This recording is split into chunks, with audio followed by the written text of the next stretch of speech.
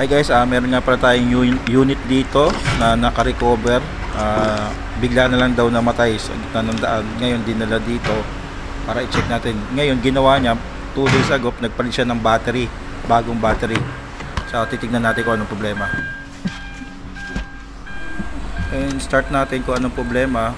Ngayon pag start natin, lumabas lang yung battery sign.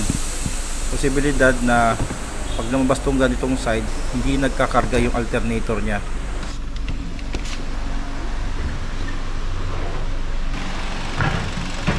Ngayon chinek natin, gamit natin ang tester, battery tester. Lumalabas lang siya ng 11.9, ibig sabihin hindi siya nagkakarga.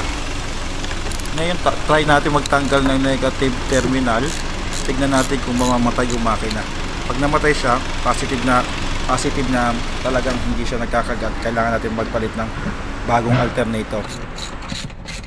Pag nag-check tayo ng alternator, dapat ang normal reading niya ay 13.5 to 14.5. Yan o normal average ng alternator na nagkakarga ng tama. Pag sumobra naman ng 16 voltage pataas, ibig sabihin overcharge possibility, sira yung alternator natin at masisira yung battery natin bago. Dahil na-confirm na natin na kailangan natin magpalit ng bagong alternator, ang gagawin ko muna, tatanggalin natin cover, clutch belt. Ang diskarte ko dito, pag sa ilalim ko patadaanin, tatanggalin ko yung compressor, pero hindi na ako magtatanggal ng AC kasi palalaylayin ko na lang din pati yung oil filter para mas maluwag. Ang unit nga pala na ito ay Hyundai Santa Fe 2011 model. You have to get other way together with me. Shoutout nga pala sa dati nating katrabaho si George Fernandez ng Denso. Ngayon nasa Hino na siya.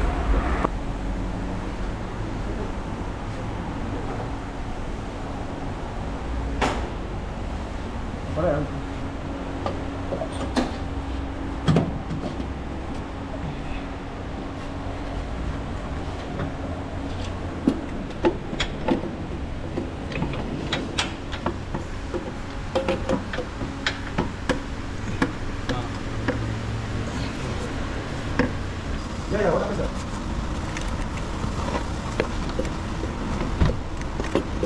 Paper yan. Paper?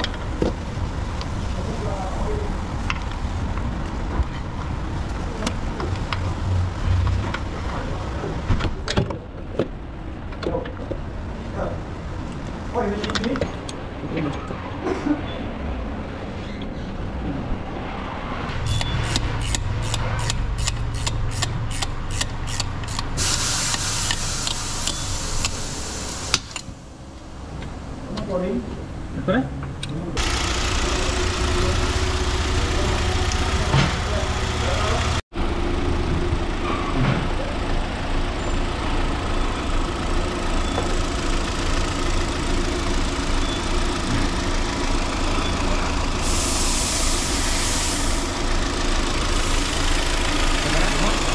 Please don't forget to like, share, and comment naman sa ating video. Salamat!